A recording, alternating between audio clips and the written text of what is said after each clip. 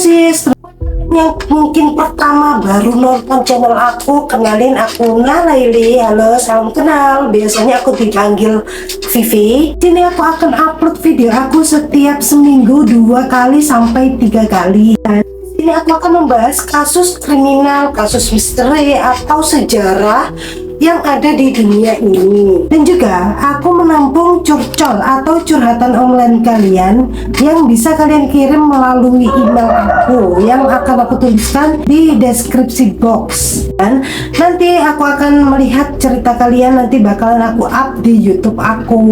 Dan kalau kalian mau mengirim curcol, pasti dijamin privasi kalian itu bakalan aman, karena nama dan juga tempat kalian sudah pasti akan disamarkan. Oke, di video kali ini aku akan membahas tentang satu kasus kriminal yang menghebohkan pada tahun 2018 yang lalu. Karena ada satu keluarga, yaitu dari luar mereka tampaknya baik-baik saja, mereka nampak bahagia, mereka nampak seperti keluarga pada yang umumnya. Tapi siapa sangka di balik itu semua mereka ternyata disekap, disiksa, dikurung, bahkan sampai rumah mereka ini terasa seperti neraka. Oke, penasaran siapa mereka? Langsung aja kita masuk ke ceritanya.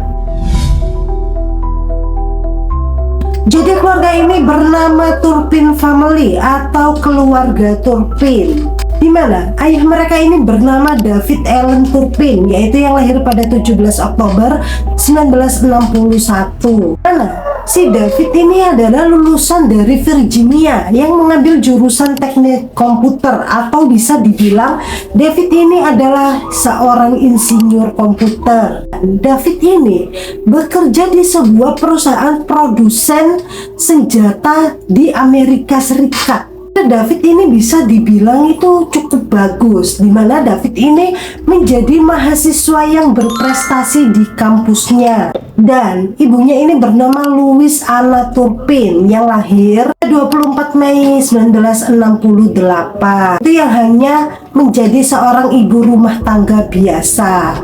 Awal bertemu Louis dan David ini, mereka bertemu di sebuah gereja. Dan setelah bertemu itu, kemudian mereka merasa jatuh cinta. Dan setelah merasa jatuh cinta, mereka langsung mantap untuk memutuskan menikah. Pada tahun 1985, di saat usia Louis yang masih berusia 16 tahun dan usia David yang masih berusia 23 tahun, di situ mereka memutuskan untuk kawin lah tuh. Tapi mereka di sini kawin lari, dikarenakan hubungan mereka tidak direstui oleh orang tua si David. Setelah mereka menikah, David dan Louis ini juga seperti pasangan pada umumnya.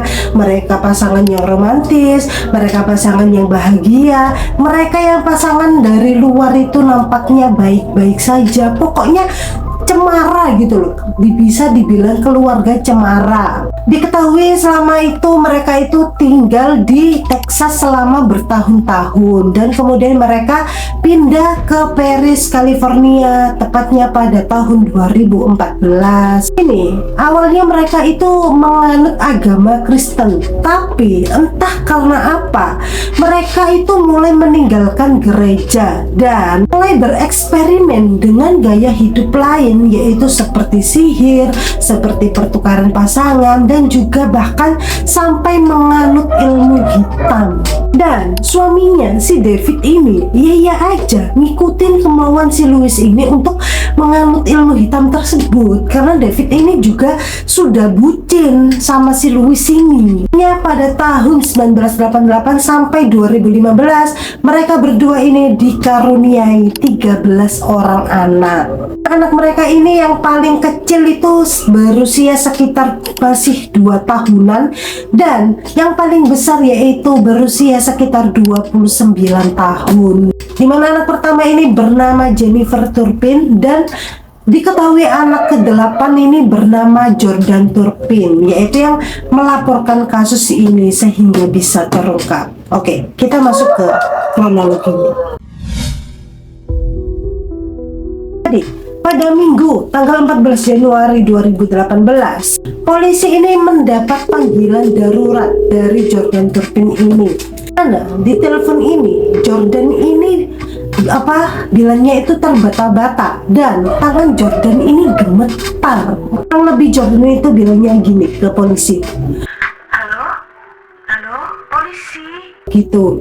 Kemudian polisi menjawab, iya, ada yang bisa dibantu? Apa ada yang darurat? Jordan bilang, apa kau bisa mendengarku? Aku sedang melarikan diri dari rumah, aku kabur. Di sana ada 15 orang anggota keluarga. Mereka melakukan penganiayaan terhadapku. Polisi bertanya balik, melakukan penganiayaan bagaimana? Jordan menjawab lagi, aku dijambat dan juga rambutku ditarik keluar, dan juga ada 2 adikku yang sedang diikat dan juga dirantai. Ada rekaman videonya, kalian lihat. 911 emergency, what are you reporting? Hello. This is 911, do you have an emergency? I just got away from home because I live in a family of 15. Okay? Can you hear me? And we have abusing parents. Did you hear that? Okay, how did they abuse you? Okay. They hit us, they throw us across the room. They pull our hair, they yank out our hair. I have my 2 little sisters right now are chained up. Okay, how old are you? I'm 17. What's your name? Jordan Turpin. Di sini polisi kan tanya tadi, siapa namamu? Jordan Turpin gitu kan. Dan polisi menanyai lokasi Jordan saat itu juga. Mana Jordan saat ditanya alamat rumahnya ini, Jordan itu nggak tahu dia itu ada di mana, karena Jordan itu ya nggak pernah keluar rumah sama sekali. Jadi dia itu nggak tahu rumahnya sendiri, tuh dia nggak tahu Jordan ini. Dimana posisi rumah Jordan ini tentunya terletak di sebuah jalan buntu yang terletak di Paris. Akhirnya setelah itu polisi berhasil melacak lokasi Jordan ini, dan gak lama kemudian polisi datanglah ke lokasi Jordan. Kata Jordan di saat polisi datang ini, Jordan ini bilang kepada polisi, saya baru saja kabur dari rumah dan adik-adik saya sedang dirantai karena mereka mencuri makanan ibu. Gitu. Tuh ya, polisi itu kan gercep menanggapi laporan Jordan itu waktu itu, dan menanggapi dengan serius laporan Jordan melalui telepon. Karena kan Jordan waktu di telepon itu kan dia juga terbata-bata dan gemetar. Maksudnya, polisi kan biasanya hanya menganggap kalau panggilan-panggilan itu kan hanya panggilan iseng. Untungnya polisi di sini tuh gercep langsung menanggapi panggilan Jordan dengan serius. Setelah itu polisi menuju ke rumah David ini. Dan setelah sampai di rumah David, di sini polisi memberitahu kepada David dan juga Louis kalau mereka mendapatkan laporan, tapi di sini David dan Louis tidak mengaku. Akhirnya polisi tetap memaksa masuk karena sudah mendapatkan laporan dan perintah untuk memeriksa rumah mereka. Nah, di saat polisi masuk ini, polisi tuh langsung kaget, langsung terkejut melihat keadaan rumah David dan Louis ini yang sangat berantakan, dimana baju-baju itu berserakan. Lalu di sini polisi semakin terkejut di saat melihat satu kamar. Saat dibuka kamar itu ya, dibuka ya, polisi langsung mencium aroma yang sangat busuk dari ruangan tersebut karena polisi melihat semua anak-anak Jordan berkumpul di situ menjadi satu. Polisi melihat ada 1 anak cowok dan 2 anak cewek yang sedang dirantai, dan 9 lainnya itu dalam kondisi posisi terikat. polisi melihat semua anak-anak yang di dalam kamar itu, polisi itu sudah melihat kalau mereka itu seperti kekurangan gizi. Dikarenakan semua aktivitas di situ menjadi satu, buang air di situ, pup di situ. Ya dikarenakan mereka ini dilarang untuk pergi ke toilet, akhirnya mereka itu melakukan semua aktivitas menjadi satu itu di situ, di satu kamar itu. Dan juga cuma itu, kedua ortu Dajjal ini juga memberi mereka itu, anak-anak mereka diberi makanan basi. Bahkan sering ortu Dajjal ini menaruh makanan-makanan enak itu di pojokan kamar agar mereka itu hanya bisa mencium baunya aja, kayak diiming-imingin gitu aja. Makanan antara si orang tua dan si anak-anak ini dipisahkan, dibedakan, dimana si Louis sama si David ini makan makanan yang enak dan anak-anaknya dikasih makanan yang sudah basi. Dan mereka pun cuma dikasih makan hanya 1 kali sehari. Ya gimana kondisinya nggak kekurangan gizi, orang dikasih makan cuma 1 kali sehari, itu pun makanannya juga cuma makanan basi. Gimana mau dapat nutrisi itu? Dari mana orang disiksa seperti itu? Juga cuma itu, mereka itu anak-anak ini yang di dalam kamar, mereka itu juga disatukan dengan anjing mati dan juga disatukan dengan tumpukan-tumpukan sampah. Mereka itu juga tidak pernah diizinkan keluar rumah. Mereka tidak pernah keluar rumah sama sekali, kecuali kalau diperintah sama si Louis atau si David ini, mereka baru bisa keluar dari rumah. Gak cuma itu, kalian tahu di sini mereka cuma mandi setahun sekali. Bayangin aja, mereka hanya diizinkan mandi cuma 1 tahun itu sekali. Kita yang nggak mandi dalam sehari aja kita udah merasa badan kita lengket gitu kan. Ini setahun sekali sis, bayangin. Dan juga berakhir di situ aja. Mereka anak-anak ini kalau melakukan kesalahan sedikit saja, mereka itu dipukuli habis-habisan sama si ortu Dajjal ini. Dan kalau mereka ketahuan mencuri makanan di kulkas, mereka juga gak segan-segan untuk memukuli anak-anaknya ini sampai mampus. Pukul mereka sampai berdarah-darah, itu gak peduli kedua Dajjal ini. Dan ada salah satu mereka itu bilang kalau mereka itu sempat sesak napas dikarenakan ya mencium bau kotorannya sendiri tadi itu. Dan ditambah di kamar itu juga tidak ada ventilasi udara, sampai sesak napas mereka gara-gara mencium bau kotoran mereka sendiri yang bercampur menjadi satu di situ. Ya Allah, astagfirullahaladzim, gak habis pikir. Oke, setelah polisi tadi membuka kamar mereka, di situ polisi kan melihat di situ mengira semua itu masih anak-anak, dikarenakan kondisi fisik mereka itu ya memang terlihat seperti anak-anak, terlihat masih berusia seperti anak 7 tahun. Dan kalian tahu ternyata setelah diperiksa mereka rata-rata sudah berusia 18 tahun ke atas.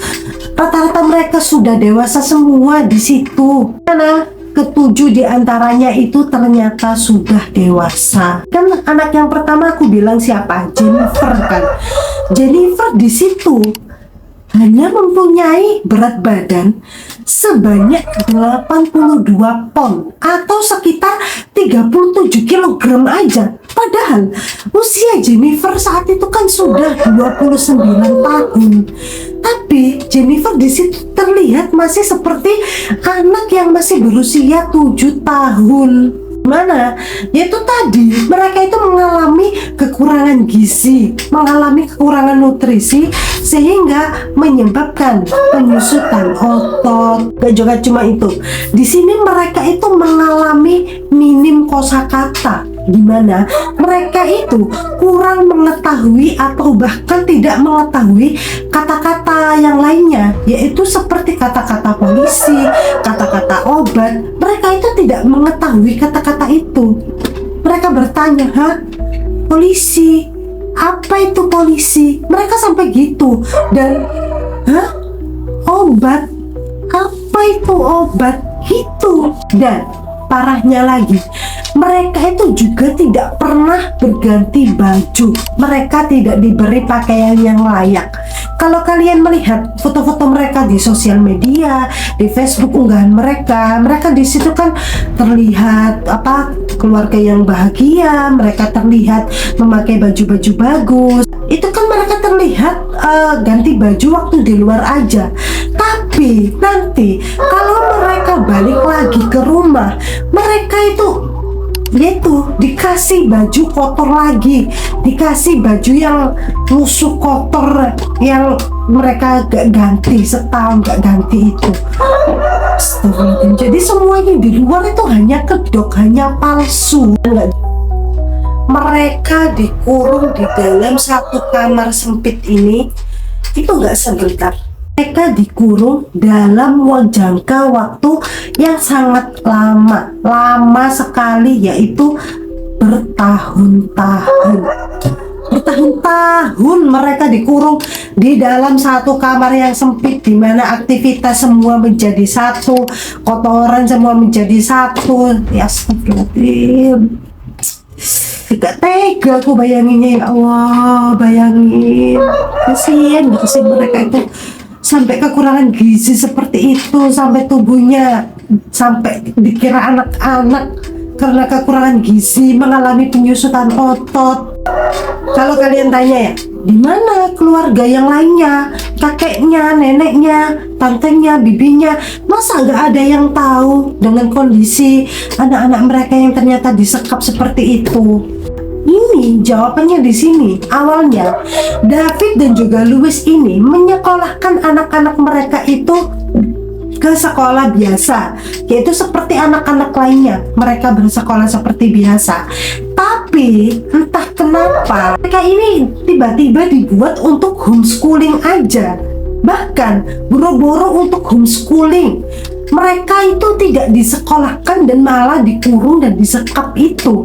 Jadi homeschooling itu hanya buat kedok aja, hanya dibuat topeng aja sama si David sama si Louis ini. Dimana kakek dan juga nenek mereka ini, mereka itu terakhir bertemu sekitar 5 tahunan yang lalu. Jadi mereka waktu itu sudah melihat kondisi anak-anak ini kok kurus, kondisi anak-anak ini kok terlihat kurus gitu. Dan dari situlah si David sama si Louis ini sudah tidak pernah lagi mempertemukan anak-anak mereka kepada si kakek dan juga si nenek ini. Adiknya si Louis ini yang bernama Teresa itu dulu itu juga sering telepon untuk menanyakan keadaan keponakan mereka. Tapi saat telepon ini si Louis itu selalu beralasan, "Oh iya, nanti dulu ya, aku sedang sibuk," gitu.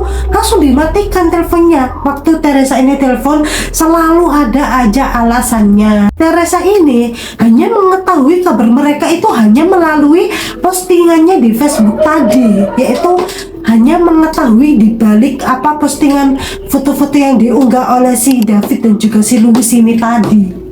Di situ Teresa tuh juga beranggapan kalau mereka ini keluarga yang bahagia gitu, dan nggak tahu apa yang sebenarnya terjadi dengan anak-anak ini. Pernah ada satu momen, yaitu di malam Natal, di mana malam Natal itu tetangga mereka yang bernama Josh yang sedang bakar-bakar di luar bersama keluarganya itu melihat anak-anak Turpin ini sedang menyapu di halaman mereka pada malam hari. Di sini Josh itu bilang kalau mereka semuanya itu hanya saling diam. Mereka itu nggak saling berbicara satu sama lain. Jadi mereka itu hanya diam aja sambil menyapu halaman gitu. Dan saat melihat kondisi yang seperti itu, di situ Josh itu hanya bisa bilang di dalam hati kalau Kasihan sekali anak-anak itu, malam Natal begini bukannya dirayakan, bukannya makan-makan bareng bersama keluarga, mereka malah menyapu halaman rumahnya. Gitu batinnya si Jos ini. Tapi si Jos ini hanya membatin aja. Si Jos ini tidak memanggil mereka, tidak menyapa mereka, hanya melihat aja. Jos itu melihat dengan belas kasihan. Dan kalau kalian tahu, di sini Jordan itu membutuhkan waktu 2 tahun untuk mempersiapkan dirinya rencana kabur ini. 2 tahun Jordan mempersiapkan diri untuk melakukan rencana melarikan diri ini dari rumahnya. Dimana Jordan ini mantap untuk melarikan diri itu di saat Jordan mendengar kalau mereka itu akan dipindahkan ke Oklahoma. Ternyata di situ Jordan mantap untuk kabur dan menghubungi polisi.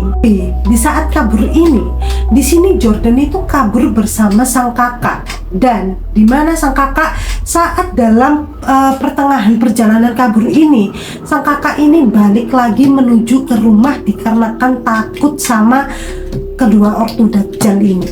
Dan untungnya di sini tuh Jordan itu tetap mantap melanjutkan kaburnya dan untuk menelpon 911 tadi. Walaupun Jordan di sini kan tahu konsekuensinya kalau dia kabur dan ketahuan sama kedua ortu Dajjal ini, pasti Jordan akan habis. Dan akhirnya setelah penggeledahan yang dilakukan oleh polisi, David dan juga Louis akhirnya diamankan, ditangkap. Dan kepolisian ini juga menghubungi tim medis untuk mengamankan anak-anak tadi. Jadi anak-anak tadi itu diamankan oleh tim medis. Nah, anak-anak ini ke-13 ini menjalani perawatan di rumah sakit kurang lebih selama 2 bulan. Dokter saat menangani anak-anak ini, dokter itu mengalami berbagai masalah.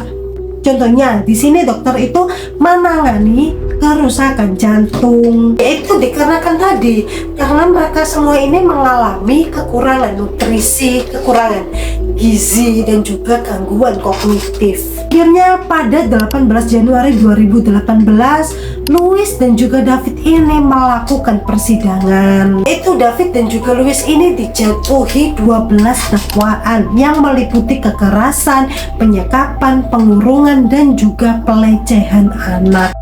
Jadi gak cuma disekap aja anak-anak mereka ini juga mengalami pelecehan seksual. Tapi di sini saat di persidangan, David dan juga Louis ini tidak mengakui perbuatannya. Dan justru si Louis ini malah tersenyum dan bilang kalau mereka tidak menyakiti anak-anak mereka. Dan apa yang mereka lakukan itu adalah yang terbaik untuk masa depan anak-anak mereka, karena tujuan mereka di sini hanya satu, yaitu anak-anak mereka ada ini karena ada panggilan dari Tuhan. Itu kata si Louis. Ya walaupun mereka tidak mengakuinya di situ, tapi semua bukti sudah jelas dan terpampang nyata. Mereka tidak bisa mengelak. Akhirnya setelah kasus ini viral di Amerika, semua tidak ada yang menyangka dengan keluarga Turpin ini. Semua kaget, kakek nenek mereka kaget, adiknya si Louis tadi, si Teresa ini juga sangat kaget, dan bahkan tetangga dekat mereka itu juga kaget dan baru mengetahui kalau ternyata David dan juga Louis ini mempunyai anak yang sangat banyak. Ini adik Louis yang bernama Teresa tadi itu mengungkapkan bahwa kalau si kakaknya Louis ini mempunyai masa kecil yang kelam, di mana si Louis ini mempunyai masa kecil yang mengalami pelecehan seksual, di mana dia itu dijual oleh ibunya sendiri kepada seorang pedofil hanya untuk mendapatkan uang, dan juga dilecehkan sama kakek kandungnya sendiri. Jadi intinya di sini Louis itu memiliki trauma masa kecil yang kelam yang tidak diobati. Akhirnya terjadilah seperti itu yang berimbas kepada anak-anak mereka. Akhirnya di sini David dan juga Louis, kedua ortu Dajjal ini, mendapatkan hukuman penjara seumur hidup dan baru mendapat kebebasan bersyarat setelah 25 tahun penjara. Mampus nggak tuh? Rasain jadi ortu kok ganjal banget sama anak. Astagfirullah. Bersyukur jika kita masih mempunyai orang tua yang baik sama kita. Bersyukur kalau kalian masih mempunyai orang tua yang sayang sama kalian. Kemudian tetangga-tetangga mereka ini merasa iba, dan tetangga-tetangga mereka ini mengasih anak-anak ini boneka-boneka yang berbentuk binatang dan juga balon yang berbentuk hati yang berwarna merah ditaruh di depan rumah mereka. Dan juga cuma itu, mereka juga mencetak poster di mana poster itu bertuliskan "Kami berdiri bersama anak-anak Turpin". Tentunya kondisi anak-anak mereka waktu itu dirawat oleh tim dokter dan psikiater. Kemudian setelah kondisi mereka membaik, mereka ditaruh di rumah asuh. Oke sis, jadi itu tadi video aku kali ini yang telah menceritakan kisah dari keluarga Turpin, yaitu dimana tentunya terselip pesan di sini, yaitu kita untuk lebih peduli terhadap sesama lingkungan. Dan kalau kalian menemukan ada kejadian yang janggal terhadap saudara kalian, terhadap tetangga kalian, atau terhadap orang lain, kalau kalian melihat itu ada sesuatu yang tidak beres, kalian bisa tanya, kalian bisa menanyakan ada apa, kenapa. Takutnya ada apa-apa dari luar tidak kelihatan, tapi ternyata di dalamnya tidak sedang baik-baik saja, yaitu seperti apa yang terjadi dengan keluarga Turpin ini. Oke sis, gimana tanggapan kalian tentang kasus yang satu ini? Kalian bisa komen di bawah. Dan untuk yang belum subscribe, silahkan klik subscribe dan jangan lupa untuk klik like-nya dan juga lonceng notifikasinya agar kalian tahu video selanjutnya dari aku. Oke, terima kasih buat kalian yang sudah menonton. Bye bye sis.